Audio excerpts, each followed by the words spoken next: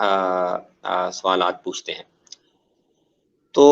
اب یہ جو ہے اس کے دونوں میرے خیال میں پہلو ہیں، ایک اچھا پہلو ہے، قابل قدر ہے، اس کی قدر کرنی چاہیے، اور ایک جو ہے اس کی اصلاح کرنی چاہیے۔ قابل قدر پہلو یہ ہے کہ دیکھیں عام مسلمان جو ہے وہ اپنی عمومی زندگی میں ٹھیک ہے بے پرواہ ہے، توجہ نہیں دے رہا، بد عمل ہے، لیکن وہ اگر بعض چیزوں کے بارے میں حساس ہے، مثلا شراب، ایک آدمی معاملات میں بڑا گناہ گار ہوگا لیکن ہو سکتا ہے وہ شراب کے معاملے میں بڑا حساس ہو، حرام گوشت کے بارے میں حساس ہو، اچھا شادی بیاہ نکاح طلاق میں چونکہ بڑی حساسیت ہوتی ہے کہ ہم یہ کوئی حرام کام تو نہیں کر رہے، تو اب اس کو یعنی جتنی حساسیت بھی لوگوں میں ہے اور اس کے لیے وہ پوچھنا چاہتے ہیں، تو یہ تو میرا خیال میں قابل قدر چیز ہے کہ جو معاملات شریعت کی نظر میں بھی حساس ہیں اور عام لوگ بھی ان میں حساسیت ان میں باقی ہے اور اس میں وہ رجوع کرتے ہیں اور چاہتے ہیں کہ ہم حرام نکاح نہ کریں، ہم حرام کھا نہ لیں، ہم حرام کوئی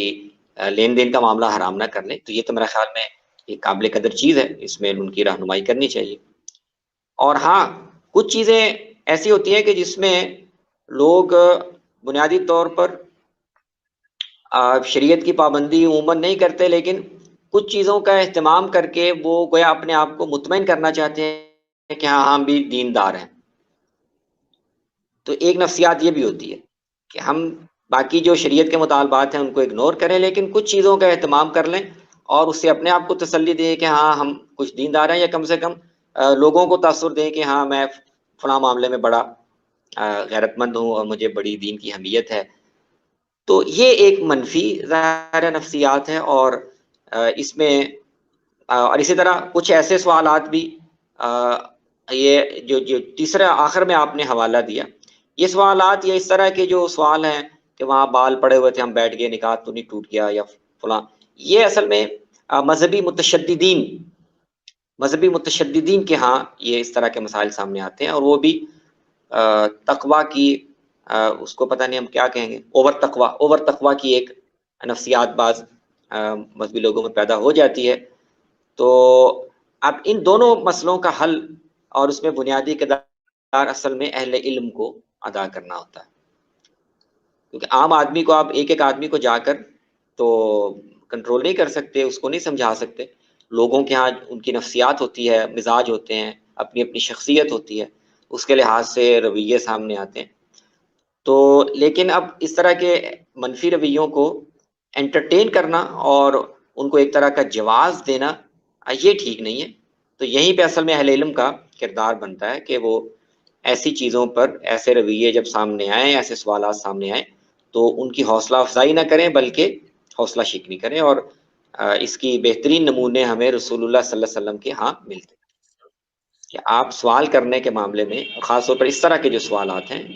ان کی سخت حوصلہ شکنی کرتے تھے، بلکہ آپ کے تو ہاں آپ کو پتہ چلے گا کہ جو مدینے میں مقیم صحابہ ہیں ان پر ایک طرح سے پابندی تھی کہ انہوں نے رسول اللہ سے آ کے سوالات نہیں پوچھنے، وہ باہر سے آنے والوں کا انتظار کرتے تھے کہ وہ باہر سے جو لوگ ان کو تھوڑی رعایت ہوتی تھی، اچھا وہ باہر سے آئے ہیں، کبھی کبھی انہوں نے آنا ہے تو چلیں انہوں نے کچھ چیزیں ضروری پوچھنی ہیں تو وہ پوچھ لیں۔ مدینے میں رہنے والے لوگوں کو نبی صلی اللہ علیہ وسلم کی طرف سے پابندی تھی کہ کوئی ضروری بات ہوگی تو میں خود ہی بتا دوں گا، اللہ کا حکم، تم آ کے بار بار مجھ سے سوالات نہ کیا کرو۔ تو اس طرح کے سوالات جو ضروری نہیں ہیں اور وہ ایک حد اعتدال سے بڑی ہوئی مذہبیت یا شدت کی غمازی کرتے ہوں، ان کی حوصلہ شکنی اہل علم کو کرنی چاہیے۔ لیکن ایک جو عام سی بات ہے کہ ہماری عام روٹین میں جو ہے ان کو بہت ہی زیادہ ان کی حوصلہ افزائی کی جاتی ہے کہ وہ لوگ جو ہیں، اور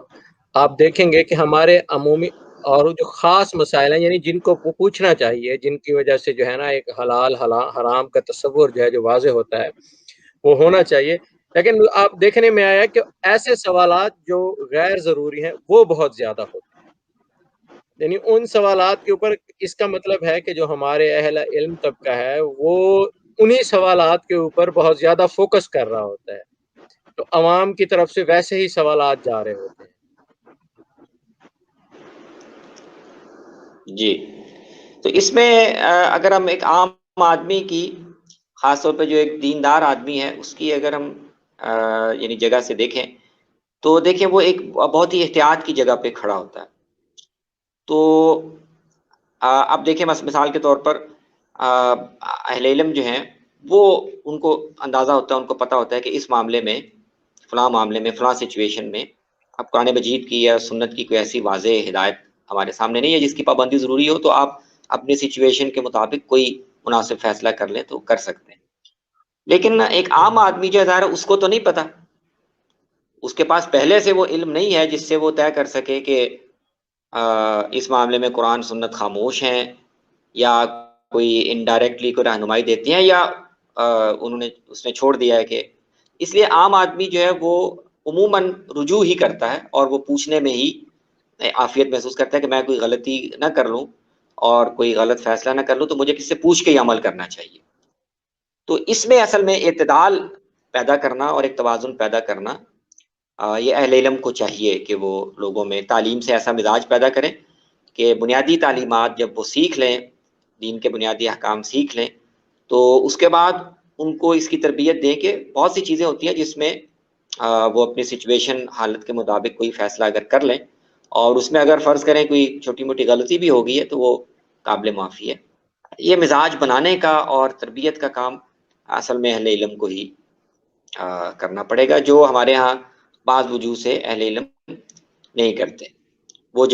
متعین جواب دینے کو ہی اور اس کو پابند کرنے کو ہی مناسب سمجھتے ہیں کہ کوئی عام آدمی جو ہے وہ کہیں ادھر ادھر بھٹک نہ جائے، یا خود رائے نہ کرنے لگے، اپنی رائے نہ استعمال کرنے لگے، اور پھر کل کو. تو ہمارے ہاں ذرا جو ایک تحفظاتی ذہن ہے عام آدمی کے بارے میں، وہ میرا خیال میں حد سے تھوڑا سا متجاوز ہے، اور تو اس میں کچھ اعتدال لانے کی ضرورت ہے. جو ہماری یعنی ہماری جو ذمہ داری جو بنتی ہے وہ اہل علم طبقہ کی بنتی ہے کہ عام آدمی کو یہ باور کرائے کہ وہ خود سوچ سکتے ہیں، اور ایسی باتیں، ایسی عام نوعیت عامیانہ قسم کی باتیں جو ہیں اس کے اوپر، تو جیسے آپ نے فرمایا کہ رسول اللہ صلی اللہ علیہ وسلم نے مکہ کے مدینہ کے لوگوں کے اوپر پابندی لگائی ہوئی تھی کہ وہ ایسے جو ہے نا کوئی سوال نہیں پوچھ سکتے جب تک کہ انتہائی ضروری بات نہ ہو، اور وہ کسی توسط سے ہی پوچھتے تھے. تو یعنی یہ ایک قسم کی ایک جو ہے تربیت ہو رہی ہے کبھی امت کے لیے بھی. لیکن ہمارے علماء کرام جو اہل علم طبقہ ہے وہ ایسا کیوں نہیں کرتے کہ جو عوام کے اندر ان کو اپنی سوچ کو بیدار کیا جائے، اپنے فہم کو بیدار کیا جائے کہ وہ خود سوچنے سمجھنے کے قابل ہو جائیں. ہاں، اس میں دیکھیں نا دو تین میرے خیال میں عوامل ہیں جو اس رویے کو پیدا کرتے ہیں. ایک تو جیسے میں نے عرض کیا کہ عام آدمی کے بارے میں ہمارا جو ایک ایسٹیمیشن ہے مذہبی لوگوں کی، کہ اس کو بالکل وہ بہت ہی ایک یعنی مشکوک ارادے کا، بہت ہی کمزور مذہبی ارادے کا حامل ہوتا ہے، اور اس کو اگر وہ کہیں رائے استعمال کرے گا، اپنا ذہن استعمال کرے گا، تو وہ لازماً بھٹک جائے گا. تو اس لیے اس کو کم سے کم گنجائش رکھی جائے جس میں وہ اپنے ذہن کو استعمال کرے یا اپنی رائے، اپنے فہم کو استعمال کرے. تو ایک تو یہ ہماری یعنی عمومی انڈرسٹینڈنگ یہ ہے کہ ہم عام آدمی کو اس کی مذہبیت پر یا اس کی دیانت پر یا اس کے فہم پر ہم زیادہ اعتماد نہیں کرتے، اور یہ چاہتے ہیں کہ ہاں ٹھیک ہے، جتنا وہ پوچھ کے چلے اور جتنا وہ اہل علم کے ساتھ جڑا رہے اور ان پر ایک طرح سے ڈیپینڈنٹ رہے، اتنا ہی اس کے لیے بہتر ہے. اب یہ کسی حد تک ٹھیک بھی ہے، لیکن میں ذاتی طور پر سمجھتا ہوں کہ یہ زیادہ متوازن نہیں ہے رویہ. تو بہرحال ایک عامل یہ ہے. دوسرا ہے گروہ بندی کا. وہ بھی ہے کہ ہم جو رہنما ہیں مذہبی، وہ ظاہر ہے کسی نہ کسی مکتب فکر سے وابستہ ہوتے ہیں، اور سب کی ہماری تربیت میں یہ شامل ہوتا ہے کہ ہم نے لوگوں کو اپنی جماعت، اپنے گروہ میں ان کو شامل کرنا ہے. اور تو وہ بھی ایک تقاضا بن جاتا ہے کہ جو آدمی بھی آپ سے پوچھے تو آپ اس کو بجائے اس کے کہ اس کو فری ہینڈ دیں کہ ہاں بھائی جب جا کے تم جو مناسب لگتا ہے کر لو، تو آپ سے پوچھنے آیا ہے تو آپ کے پاس ایک موقع ہے کہ اس کو آپ پابند کر لیں. اور تیسری چیز بھی ہے جو اس جدید دور میں آپ کو نظر آئے گا کہ وہ کافی زیادہ بہت بڑا عامل ہے کہ جدید دور میں چونکہ مذہب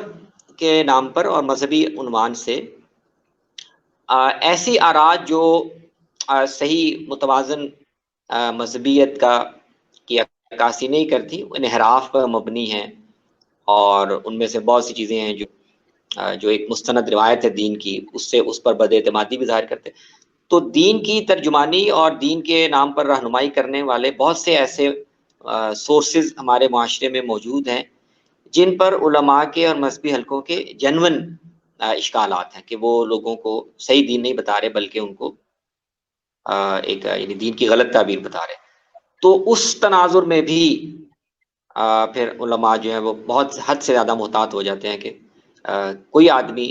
یا زیادہ تر جو لوگ ہیں ان کے لیے ان راستوں کو مسدود کیا جائے جس میں وہ کسی بھی غیر مستند سورس سے جا کر دین کا علم حاصل کریں. تو یہ میرے خیال میں 2-3 عوامل ہیں. عام آدمی کی اہلیت کو یا اس کی دیانت کو ایک انڈر اسٹیمیٹ کرنا یا یہ ایک رویہ ہے، اور گروہ بندی کا بھی ایک عامل ہے، اور جو غیر مستند مذہبی تعبیرات ہیں ان سے لوگوں کو محفوظ رکھنے کا جو ایک دائی ہے. تو یہ ساری چیزیں مل جل کر ایک پورے رویے کو تشکیل دیتی. ابھی ایک سوال آیا ہے وقاص احمد صاحب کی طرف سے کہ جس معاملے میں قرآن و حدیث خاموش ہیں وہاں گمراہی کا کیا کام؟ گمراہی سے مراد عام نقصان مراد نہ لیا جائے. یعنی کہ وہ پوچھنا چاہ رہے ہیں کہ جب قرآن و حدیث خاموش ہیں تو اس کا مطلب ہے کہ وہاں پر جو ہے انسان کے گمراہ ہونے کے چانسز جو ہیں وہ نہیں ہیں، نہ ہونے کے مترادف. تو وہاں پر جو یہ ایک رائے قائم کی جاتی ہے کہ قرآن و حدیث میں نہیں ہے، تو ہم ایک اجتہادی حوالے سے اس بات کو دیکھتے ہیں تاکہ کوئی انسان گمراہ نہ ہو، مسلمان گمراہ نہ ہو. نہیں، یہ اصولی طور پر تو بات بالکل ٹھیک ہے. گمراہی تو یہ ہے کہ اللہ نے ہمیں جو چیزیں کہی ہیں کہ یہ تمہارے ماننے اور کرنے کی ہیں، ہم ان میں سے کسی چیز کو چھوڑ دیں یا اس کو غلط طریقے سے بیان کریں، یہ گمراہی ہے. یا جن چیزوں سے اللہ اور اس کے رسول نے ہمیں منع کیا ہے یہ تمہارے لیے ممنوعات ہیں، ہم اس دائرے میں کوئی تعویل فاسد سے ان کو جائز کرنے کی کوشش کریں، تو گمراہی کا تعلق تو اس سے ہے. اللہ نے جو ہم پر لازم کیا ہے اس میں ہم کوئی کمی بیشی کریں، یا جس سے ہمیں منع کیا ہے ہم اس میں کوئی کمی بیشی کرنا چاہیں. اس کے بعد تو اختلاف ہو سکتا ہے، اللہ کی منشا کے قریب تر بات کون سی ہے یا نہیں ہے، اس میں اختلاف تو ہو سکتا ہے، لیکن ایسے کسی معاملے میں گمراہی کا سوال تو نہیں پیدا ہوتا. جو بھی رائے آپ اختیار کر لیں چاہے وہ غلط ہی ہو، لیکن ظاہر ہے اس کو گمراہی نہیں کہا جا سکتا. تو جو اسلامی احکامات ہیں وہ انسان کے شخصی اور سماجی ضروریات اور اس کی صلاحیتوں کو مد نظر رکھتے ہوئے جو ہے نا وہ ان کو ڈیل کرتے ہیں.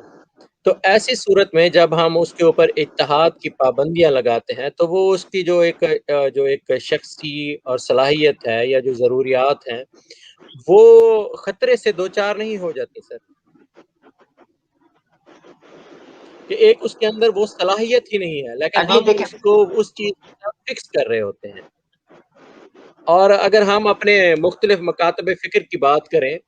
تو وہ اس طرح سے یعنی وہ یوں کہیں کہ شدید ہیں اور سخت ہیں کہ ان کو وہ اگر ادھر ادھر کہیں بھٹکتے ہیں تو سب سے زیادہ ان کا جو ایمان ہے وہ بھی خطرے میں ہے، ان کے نکاح ہیں وہ بھی خطرے میں ہے. یعنی ایک پوری کی پوری ان کا جو ایک زندگی کا لائف سائیکل ہے وہ پورا ڈسٹرب ہو جاتا ہے. ہاں، اس میں میری آبزرویشن یہ ہے کہ دیکھیں، اگر ہم اجتہاد کے اس وسیع مفہوم کو لیں جو میں نے عرض کیا کہ جس میں آپ اپنے فہم اور اپنی رائے اور اپنے تجربے سے زندگی کے کسی بھی مسئلے کا ایک حل نکالتے ہیں، تو یہ اس اجتہاد کا دائرہ تو بہت ہی وسیع ہے، اور وہ ہم سب اپنی روزمرہ زندگی میں معاملات میں اجتہاد کر رہے ہوتے ہیں، اور ان میں مذہبی رہنمائی کی ضرورت وہاں پیش آتی ہے جہاں کسی معاملے کا تعلق بنتا ہو کسی مذہبی حکم سے. مثلا ہم کاروبار کرتے ہیں نا، بزنس کرتے ہیں، تو بزنس کی سارا سیٹ اپ، اس کے لیے جو بھی ہمیں بندوبست کرنا ہے، اس کا جو بھی انتظام کرنا ہے، جو بھی اسکیم بنانی ہے، یہ سارا ہم ایک تمدنی اور معاشی ضرورت کے لحاظ سے تو سارا ہم اجتہاد کر رہے ہیں اپنی رائے سے. لیکن اس میں کچھ پہلو ایسے ہیں جس میں یہ سوال پیدا ہوتا ہے کہ کیا دین نے ہمیں لین دین کے حوالے سے، خرید و فروخت کے حوالے سے جو پابندیاں بتائی ہیں، کیا یہ معاملہ ان سے تو نہیں ٹکرا رہا؟ ظاہر بات ہے جہاں کسی دینی حکم سے متعلق کوئی مسئلہ آ جائے گا اور دونوں کے درمیان کوئی کنیکشن بن جائے گا تو اس کی ایک مذہبی ڈائمنشن بن جاتی ہے، اور وہاں پر اہل علم کا کام جو ہے وہ بنتا ہے، یعنی ان کا ایک کردار بنتا ہے، اور وہ رہنا چاہیے مسلمان معاشرے میں کہ اہل علم زندگی کے معاملات سے متعلق رہیں اور ان کا فہم، ان کی انپٹ جو ہے وہ اس میں شامل رہے. جس رویے کے آپ ذکر کر رہے ہیں نا کہ مذہبی لوگ جو ہیں وہ بہت حساس ہو جاتے ہیں اور وہ نکاح وغیرہ ٹوٹنے کے، یہ آپ اگر غور کریں آپ کو معلوم ہوگا کہ ہر گروہ کچھ خاص مسئلوں میں یہ شدت دکھاتا ہے جو اس کے لیے آئیڈینٹی بن گئے ہوتے ہیں. باقی چیزوں میں وہ حساس نہیں ہوگا، باقی چیزوں کو وہ اگنور کرے گا، اس کو بلکہ شاید پتہ بھی نہ ہو کہ ہاں یہ بھی چیزیں ہیں جن میں رہنمائی کی ضرورت ہے. لیکن ہر گروہ کے جو چند دو چار پانچ خاص شناخت کے مسئلے ہیں نا، ان میں وہ اپنے گروہی شناخت کو پریزرو کرنے کے لیے یہ حساسیت وہ پھر پیدا کرتے ہیں اور وہ دکھاتے بھی ہیں، تاکہ وہ اگر آئیڈینٹی ختم ہو گئی تو پھر گروہ کی جو شناخت ہے اس پر زد پڑتی ہے. تو میری آبزرویشن اس حوالے سے یہ ہے. اچھا سر، ایک اور بات مجھے جو ہے نا وہ ابھی کوئی واٹس ایپ پہ دوست موصول ہوا میسج ہے، جی کیا اتحاد دین کا ماخوذ ہے؟ تو یہ سوال چلیں وہ سوال میں بعد میں کر لوں گا جو مجھے واٹس ایپ پہ موصول ہوا ہے. یہ احسان اللہ صاحب ہیں کہ کیا اتحاد دین کا ماخوذ ہے؟ نہیں، دین کا ماخذ تو نہیں ہے. دین کا ماخذ تو اللہ اور اس کے رسول ہے. اجتہاد تو دین کو اللہ اور اس کے رسول کی جو ہم سے مطالبہ اور منشا ہے اس کو سمجھنے کا نام ہے اجتہاد. اجتہاد دین کا ماخذ نہیں ہے، وہ دین کے ماخذ کے ہم سے مطالبات کیا ہیں، ہم سے کیا چاہتے ہیں، اس کو سمجھنے کی جو کاوش ہے، ذہنی علمی کاوش ہے، اس کا نام اجتہاد ہے. ٹھیک سر. اچھا وہ کوئی ایک ایک سوال سوال یہاں آیا تھا ضمیر کے حوالے سے بھی نظر آیا تھا، وہ پھر غائب ہو گیا. ضمیر جی، کے یہ وہ ایک اگر آپ ہے سمجھتے ہیں کہ متعلق ہے. قاضی انعام صاحب ہے کہ مولانا صاحب کی طویل تمہیدی گفتگو کو جس کو ضمیر کی بنیاد بنا کر شروع کیا ہے، اس ضمیر کی سائنسی جدلیاتی تجزیے سے ہی نفی کی جا سکتی ہے. مگر میں سادہ سی بات کرنا چاہتا ہوں، جس تصور خدا کو عہد وحشت کے دور سے لے کر آخر الزمان نبی کریم صلی اللہ علیہ وسلم تک لے کر آئے ہیں، اور جس کے دائرے کی شریعت کے اندر انسانوں کو باندھنے کی کوشش کی جاتی ہے، وہ تصور خدا بھی جس کی خالص توحید اور رسی کو مسلمانوں نے فخر سے پکڑا ہوا ہے، وہ خدا کا تصور بھی انسانوں سے تبدیلی کا تقاضا کرتا ہے. اور وہ تمام تقاضے جن کی بنیاد پر انسان کو افضل منتخب کیا ہے. اس سے آگے پھر وہ شو نہیں ہو رہا، سامنے جو میسج ہے نا ان کا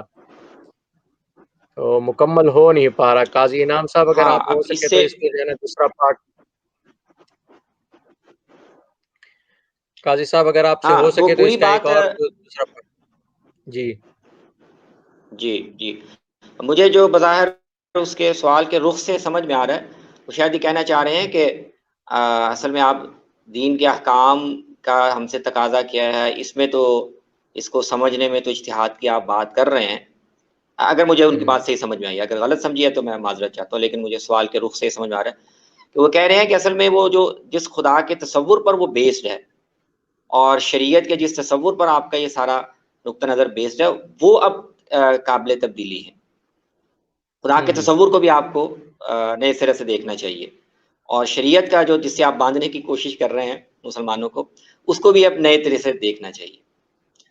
ہاں تو یہ دیکھیں، یہ اجتہاد کا ایک بالکل ہی مختلف تصور ہے جس کو میں تو نہیں درست سمجھتا، کیونکہ ہم تو